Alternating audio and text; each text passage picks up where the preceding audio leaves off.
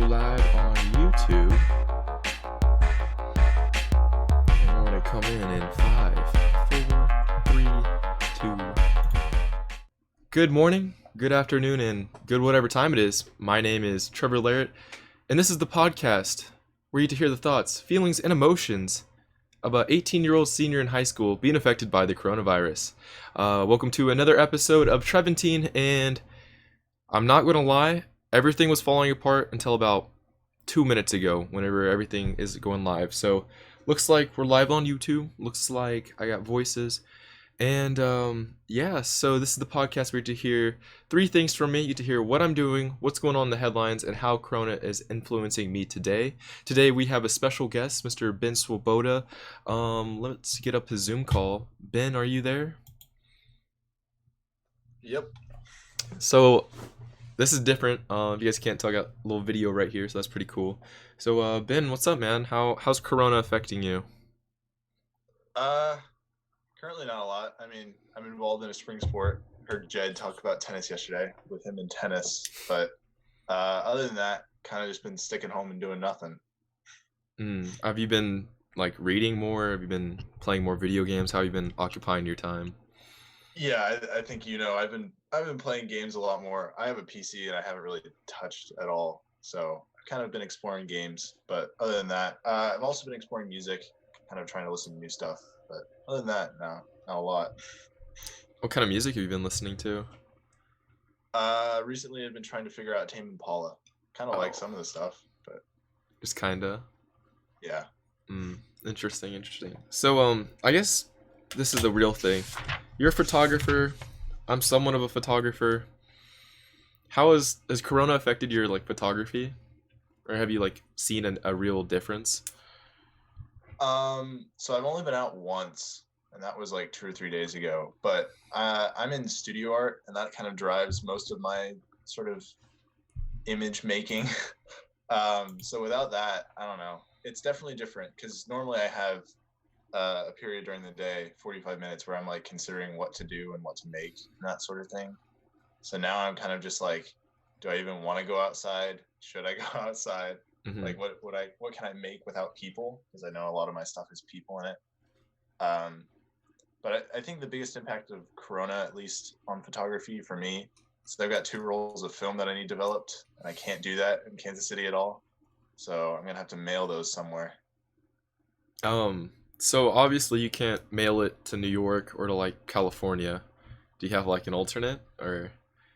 I had done some research a while ago on different film labs to try out because I don't like the way that our local one scans stuff. So there's one in Florida that I emailed, which kind of seems weird that Florida's kind of going nuts. But I emailed and they're like, we do have city restrictions, but we can still process film.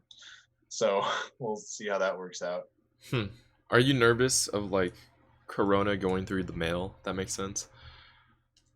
I mean, I can imagine it might, but at the same time, the chances are so low. And I guess I could just grab it with a Clorox wipe if I wanted. So are you like super nervous about this, or is it just kind of like it's going on and you can't do anything about it?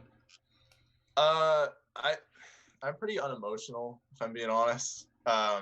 So at least right now, I'm not that worried about it. It's so distant, but I mean, I'm trying to stay home as much as I can. I know I've only really left 2 or 3 times, and even then, it was like to do stuff on my own.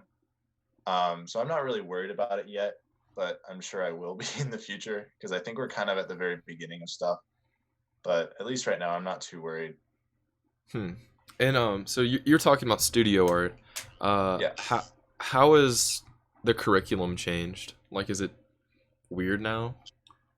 Um, I'm definitely not the advocate for it for studio art as a whole. I'm definitely a non-traditionalist in that sort of setting. But as far as curriculum, we do written projects too during the year. So our teacher kind of is hoping that at some point we'll come back. So for now, he just wants us to try and work on those 2 written projects that we have. But he's also, for the kids who are more traditional, doing like painting and drawing and that sort of thing. He's wanting to make a trip to school, so he's kind of asked for like supply lists of what we need to like sort of keep making stuff throughout the year. So I think he's going to try and get that to those kids. For me, I mean, I guess I can take pictures whenever I want. It's just whether or not I can leave my house. Mm. or I guess get creative inside. Mm-hmm. I know Miss McCune, our photography teacher, she's like having us do isolation photography, and that's, I don't say it's hard, it's just it's hard to be motivated to take pictures in your room, you know? Yeah. Uh, Kind of a really weird tangent. Yeah, I also don't really have any wide lenses. All of mine are pretty long, so doing stuff inside is really annoying. So yeah, bunch of close-ups, I guess. Yeah. Um, have you ever explored the idea of like going out downtown and like though it's a dense populated place, I feel like it's kind of dead down there now. I've definitely considered that on multiple occasions. So when I went out 2 or 3 days ago, I kind of did some pictures like around the neighborhood and at a few different places that are kind of normally occupied and aren't. Um, so I've definitely considered that. I don't know if that would be a decision my parents would support. It might be something I just have to just go do and then maybe mention it after the fact. But I've definitely considered it. Maybe doing something to document what's going on right now as sort of a project. Because at least in studio art, I don't really consider myself that great with sort of the ideas. I'm really good with execution. Like I can plunk you in a historical picture in Photoshop really well. I'm just not good at coming up with something to like express myself really well, at least in art. So kind of having a pre-done idea like that makes it really easy for me. So I might go do that. Hmm. So, I mean, what do you think? So, a lot of artists, whenever they're tasked at an obstacle, they come up with like a creative solution. Is this like an opportunity for that? I definitely think so. I think it's a lot more dependent on sort of like the length of our lockdowns and that sort of thing. Um, whether or not I see it as like a little speed bump or like a delay, or whether or not it's sort of a creative thing to work around. But I definitely think I'm gonna have to find a way to do something because I'm gonna be real annoyed if I can't get um, photos taken because I don't know. It's just like a personal pastime of mine. Hmm. Like I have a camera that I carry around with me everywhere, and I know I'm 2/3 of the way through a roll of film on that one. If I can't get that done, that's gonna annoy me. So I've got to find a way to do something. Interesting. Have you thought of like considered self development? I thought about that too. Um, I definitely I would be willing to try it. It's just um, I'd have to go buy some cheaper rolls of film and then do some pictures that I wouldn't care about because I'm not like I'm confident in myself, but if I the typical is that you screw up at least a roll or two, and at least with the stuff I've been taking, the way I kind of thematically handle film in my head is that I have to plan out everything, or I have to be really careful with what I'm taking. Like each picture I want to mean something, and I get annoyed with myself if I take something that I know like that's not going to do anything. I'm never going to use that in anywhere. So at least if I tried one of the roles that I already have shot, I would be pretty annoyed with myself if I screwed it up. Yeah, I mean that's a good thing to do too. Is you don't want to get too emotionally attached to something that you might mess up. Yeah. Um, so what got you into film photography? Honestly, it was you. So you found that old point and shoot, and I thought to myself at first I kind of thought it was like your vinyl, where I still am not behind the vinyl. Um, but I kind of saw that and I was like, that gets some pretty cool results on the instant. But I would kind of want something with more control. So after I saw that, I kind of went out and found something on my own and taught myself about old analog film cameras. So then I bought something after that. So you kind of gave me the idea to even look at them and consider them. I just kind of I've turned film into one of those like special occasion things, or the alternative is the camera that I carry around with me every day is the 35 millimeter film. Hmm. I mean, this guy's light years ahead of me now when it comes to film knowledge. I'm just kind of I ask him for help now, so funny how the tables turn. And if I'm not wrong, you're dabbling in 120 medium format film. Yeah. What made you make that jump? Um, 35 millimeter is great to like carry around and stuff, but just the scanning resolution I guess, isn't what I'd like. So I have 4 different cameras right now. 3 of them are film, one of them's digital. My digital camera is 24 megapixel. So if I want to do something in Photoshop, I use that. But I'm pretty like accustomed to higher resolution, even though that in the world of digital 24 isn't a lot. But scanning 35 millimeter slides, you just don't get a ton of resolution out of them. So I wanted to sort of get a larger format, and 120 is 2 or 3 times the size. So if I want to do something with a ton of resolution or a ton of detail, I'll use that. And then also just because of the size of the film negative, you get a different sort of look and a different depth of field. Hmm. Do you have any like inspirations that kind of move your photography? Uh, I'm not good with like naming specific artists, but I know one I've shared with you a lot is Alexander Swertre. I don't even know. I'm probably not pronouncing it right. It's a French name.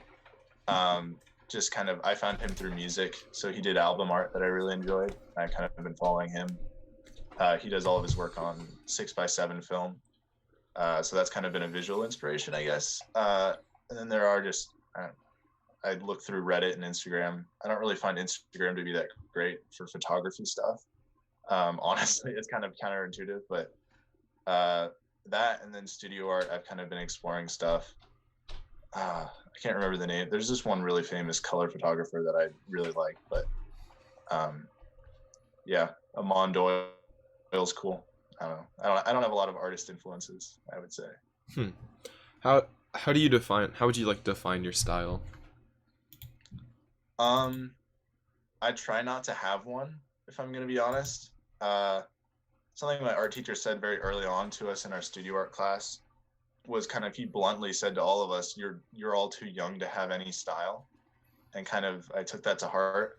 And his point was just that like style is something you develop, and we're all between the ages of 16 and 18, and we're just learning everything.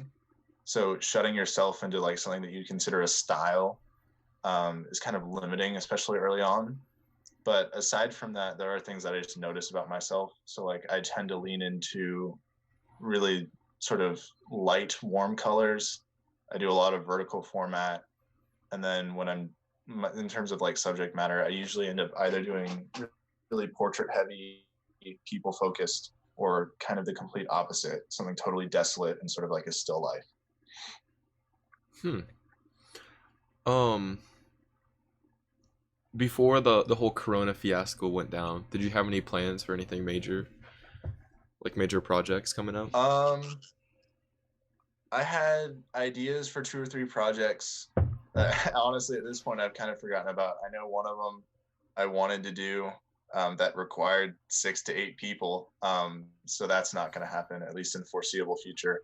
Um, and I had some Photoshop ideas, but I'll have to revisit those, especially as this delay probably gets even longer, and see how maybe I can keep doing those or interpret those differently. But I had a few ideas, not a ton.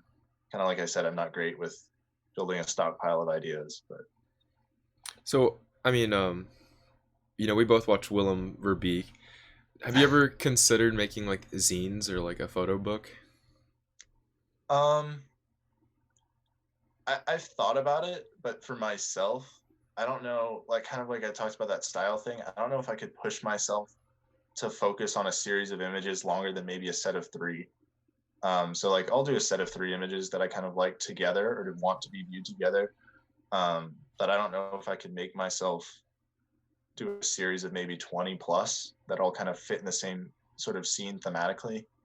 Um, but I do enjoy printing my work. This is all mirrored, so this is weird, but it's back there. I've got prints all around my room. So I like printing stuff, but I don't know if I would ever really make something like that, at least within the next year or 2. When did you start like doing prints? Was that this year? Um, so I took photography my sophomore year, so we had a chance to print stuff then. So I have some prints from back then of some pretty, I don't know, what I would consider odd photography now. But this year and last year, I would say that I did printing more. I definitely taught myself all of the like the specifics and details of it this year. So I know I annoyed my teacher. I got really specific with a print. So I think I actually have that here. we printed this for an art gallery, and I got pretty specific with it, and he got a little annoyed with me because I wanted a bunch of different things done correctly. But I'm very detail oriented when it comes to that stuff. I'm a perfectionist, but that's kind of been a recent thing. Define specific with him. I printed the first print, the colors were off, the tonality was wrong, and then I said to him, which I didn't say that, but I looked at him and I said, I think it's too big. I'm gonna reprint it. And he just looked at me like I was crazy because I said it was too big. He was like, what do you mean it's too big? Huh. And then I know another aspect of you is like you really like Wes Anderson films. Would you say? I know you say you Yeah. don't have an inspiration from anyone, but is there like even the slightest like perfectionist in you? Um, if you want to connect us through perfectionism, I guess you can. I wouldn't say that's really an inspiration, but I've done a project where I wanted it to thematically feel and look like Wes Anderson. So I kind of look up to that sort of level of execution and level of detail that he has. I, I don't know. I would say he's more of an unconscious inspiration than a conscious one. But yeah, I guess that is a good connection to draw that I didn't think about. Digging out the truth in you. Yeah. Interesting. Well, Ben, I hope you can go out and get some photography in ISO mode whenever we're supposed to be Yeah. quarantined. But yeah, thanks for coming on today. This was a little shorter, but like I said, everything was falling apart right before. So, Yeah. all right, man. Sure. Well, you have a good one, and I'll catch you later. All right. See you, Trev. All right, wash your hands. A little bit. All right, so that was my Zoom meeting with Mr. Ben Swoboda. Always a pleasure talking to him. I wanted to get him on Trev Talks, like get deeper into this. I'm not gonna lie, I've just been like online school is like the timing's been messing with me. So like I'll wake up, I'll go work out, and then like I'll cook, and then I'll like clean those dishes, and I'll do a little bit of school, and then I'll go into this podcast because it's like I don't maybe it's on me for scheduling this podcast daily at this time, but I don't know. It's just I'm trying to still figure stuff out. This is like my trial week because like this is online school week, and honestly, like so far it hasn't been too bad. I've just been getting really long assignments that I don't want to do, and you just kind of gotta do them, you know. So yeah, I've been doing that, and then I think I'll definitely get Ben on here some other time. We can go even further into art and stuff. I know he's a huge fan of Wes Anderson, and I love Wes Anderson movies, and we could just maybe talk about those movies. So now I think it's time to talk about the second topic of today's podcast, and that is just the idea of the headlines and what's going on in the headlines. So this is as of today, 21 minutes ago, on the New York Times, says Pelosi predicts a strong bipartisan vote on the stimulus package. I could see that. When you have a room of Democrats and Republicans voting on giving money to the people, it's going to be very two-sided. And, I don't think we can all come to an agreement, especially when it comes to something like giving out, what is it, $1.8 trillion now? $2 trillion now, as of right now. But, it's huge because the amount of people that aren't working right now is crazy. The next headline under this is that more than 3 million people file for the U.S. unemployment claims, the most ever in a week.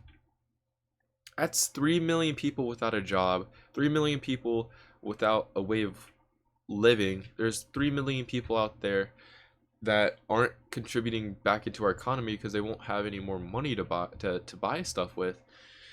And it's like, what are we doing? I coming from my point of view, I think giving out some sort of relief package like this would be a good thing. But I feel like a lot of people will become reliant on it post Corona. But I can't really say at this point because I don't know what's going to happen. The government apparently we have enough money to say give out the stimulus package, but why in this time of need and not like earlier? You know what I'm saying? Like if we can come out with this money now, why couldn't we come out with it earlier? Maybe solve our poverty issue. And it's just this is that big debate between the United States and like we go to other countries and help people there. but we don't help the people in our own country. I mean, we do, but not as extensively. It's, I don't know, it's a big catch 22 that I'm trying to like try to comprehend. And I'm still, me personally, trying to really like make my own beliefs on. But that was an argument that someone brought up, and I found that very interesting. Right before Andrew Yang dropped out, I guess that was an argument he had. And I mean, we can do it, we can pump out the money, but will people abuse that power? Will people extend their bounds? Who really knows? It's something that's going to come up. So yeah, and then our next headline is, at one New York City hospital there is an apocalyptic surge. I don't know what that means, so let's click on this article real quick. Apocalyptic surge. That is at Elmhurst Hospital Center in Queens. Dr. Ashley Bray performed chest compressions on Thursday. Oh, where'd the article go? Thursday on a woman in her 80s. Blah, blah, blah, blah, blah. All tested positive for corona. There's 545 beds, or public beds, and they've been transferring patients not suffering from corona to other facilities. There was a call over the loudspeaker of Team 700, a code in which a patient is on the verge of death.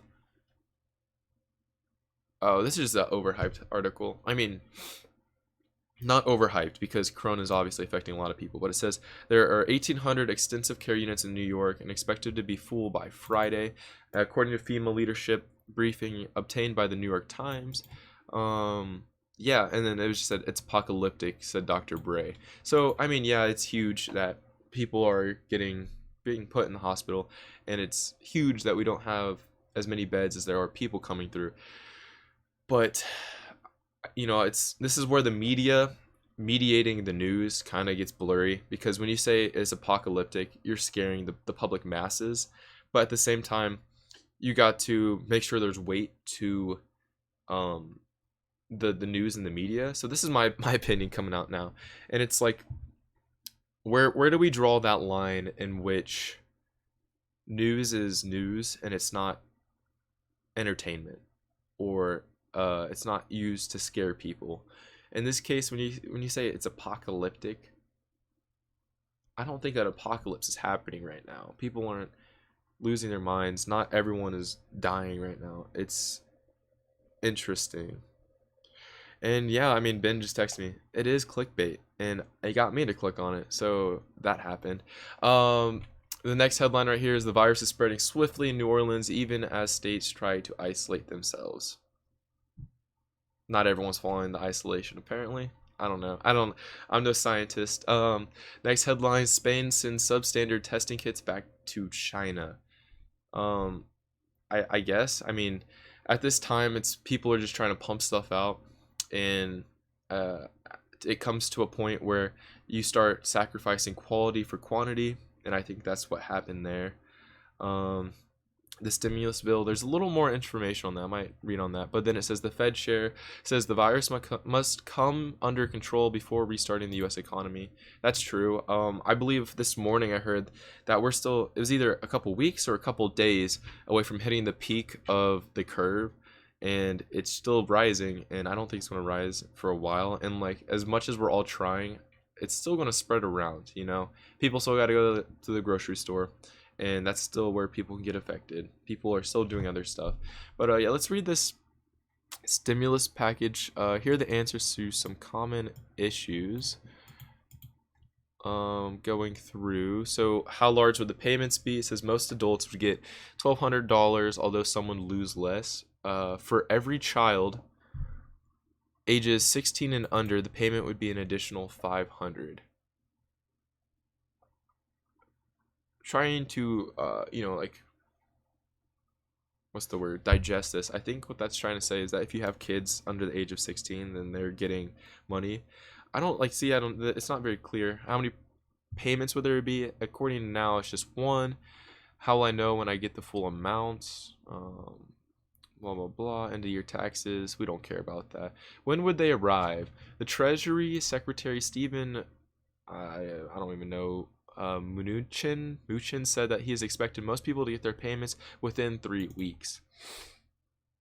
All right, interesting. And it's one of those things that like I was saying, it's how, when do we draw that line where, when are we going to stop these payments? When are we going to start these payments? I think the government's still trying to figure it out. We're still trying to figure it out, obviously, and it's all coming to fruition right now, and it's we obviously got to figure out some way to live, some way to eat still, some way to get groceries, get gas, go to work if you can go to work, and if you're not able to go to work, then this is where the payments come in, and this is where the relief package comes in. So yeah, it's just a waiting game, like I've been saying with the coronavirus. We just got to keep waiting until we get more news. So that's basically everything in the headlines today. I got a little more opinionated than I usually like to, but now I can just talk about what I'm doing for today and how I am, getting ready for this big corona scare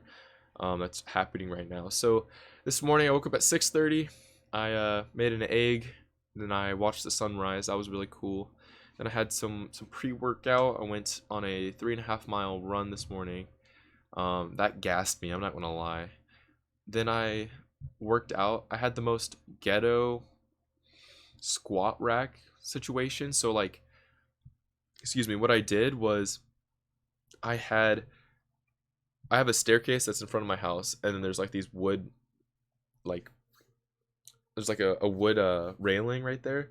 So I have these like these plastic weights, really. I think it's like 15 pounds on each side, and that's like the max it goes, and the bar is like 2.5 pounds, maybe 5. It's not heavy at all, but for me that's not a lot of weight, and for what I've been doing trying to build, that's not a lot of weight. So I had a ladder to the right and then the wood railing to my left, and I like put the bar on there, and then I put two buckets in between like the weights, and I filled them up with water, and I filled them up all the way, and that still wasn't a lot of weight, but it was more weight than that was. So I was doing squats with that, and it was something out of Rocky, like Rocky 4 when he goes to Russia, and it just yeah, it was weird. It didn't seem right, and like it was cool. I'd go down, and then trying to rack it was a process because I had to like put it between the railing and then like put it down, and then on the ladder side, since there's a bucket, I couldn't just rack it. I had to like pull the bucket in and then put it on the top step of that ladder, and it was a process, but I got it to work. And this is where they say adapt, overcome, whatever. Modern problems need modern solutions, and that was my modern solution.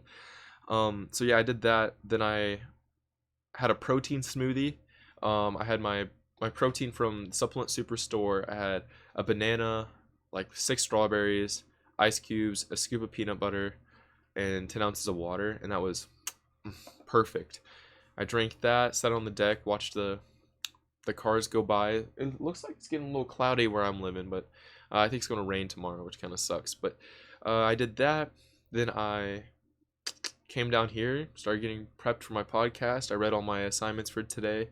Not a lot of assignments. I got class at 12:30 a.m. My calculus class, we've been doing Google Meets, and that's been really weird because it's like it's just you sitting there with your camera on, but then you get to see my teacher's camera, and then I'm muted, but he's not, and it's just a weird interaction. And then we have like 60 other people in there also with their cameras on, muted, just watching him.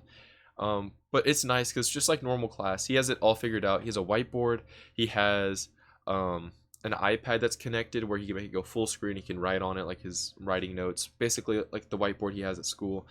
And then he's able to like flash up our study guide or our work assignment.